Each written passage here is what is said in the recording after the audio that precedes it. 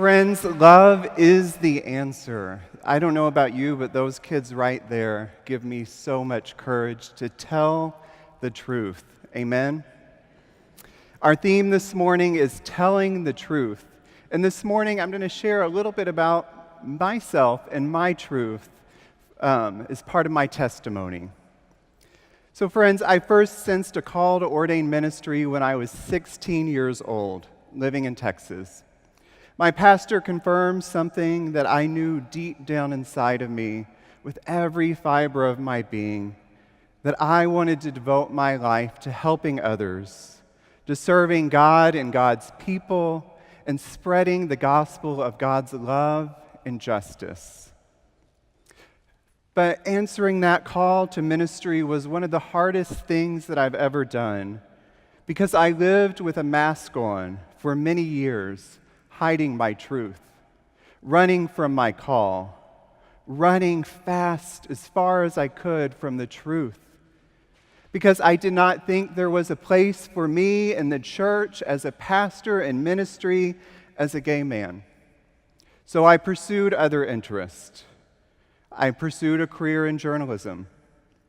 I came to New York City when I was 22 years old to work at NBC's Today Show and then later at CNN.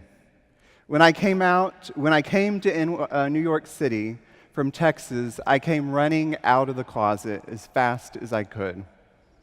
But then my calling went from a whisper to something I knew but avoided, to all I could think about, all I could dream about, all I could talk about.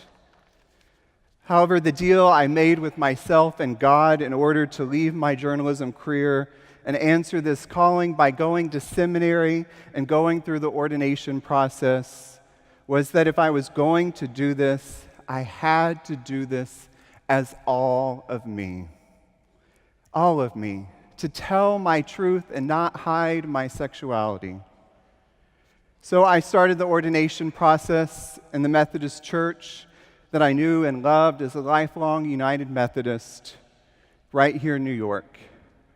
I went in front of the Board of Ordained Ministry 6 weeks after the board boldly proclaimed that despite what the Methodist Church believes as an institution, we declare as a conference that we will ordain clergy candidates no matter who they are or who they love, that God's love is the answer.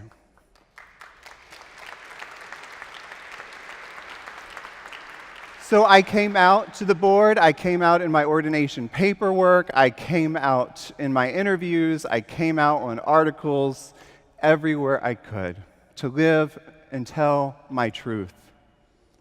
Friends, it is a gift to be serving here at Riverside, to live out my truth as my full self.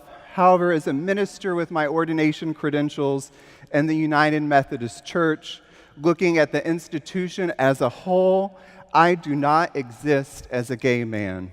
The Methodist Church rulebook still believes and declares that I do not have a call to ministry, that it is not valid. However, friends, that I've learned through God's love, not to listen and let a church institution validate my call, but that it's God that validates our calls. God that calls us to tell our truths. There's a verse in Galatians 1:10, that has been pivotal to me in my journey, that I go to daily sometimes. Galatians 1:10 says, "Am I now seeking human approval or God's approval? Am I trying to please people, institutions, or am I trying to please God, to serve God?" So I followed after that calling as much as I could, no matter the consequences, because I knew that this is where God is leading me. So going through seminary at Union, I felt love and acceptance, but during my second year, I did field education at a Methodist church, and I thought we were all on the same page. One day, the senior minister called me into his office and said, "Bruce, I need to talk to you. I'm worried. I love you and I love you being here, but I have one concern. He said his concern was for my salvation as a gay man. He said he wanted to see me in heaven with him one day. I could not believe this was happening, that living my truth was being questioned by him, another person, once again.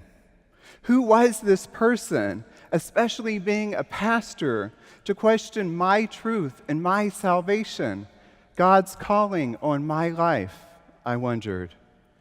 But friends, I felt God's presence in that room at that moment, giving me strength and courage to have that difficult conversation, to tell my truth to that pastor and stand up and say, this is who I am. I know that I am God's beloved child, and I will be with you in heaven.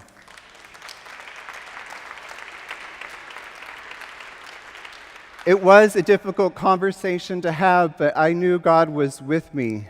And despite the difficulty of that conversation, week after week, a year later, I could see change occurring.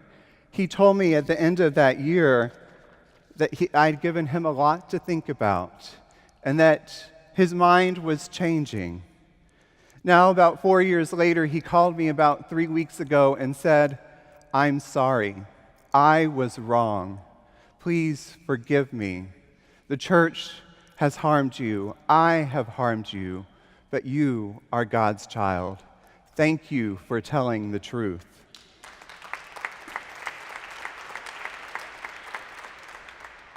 Love is the answer, as our children just sang. Love always wins.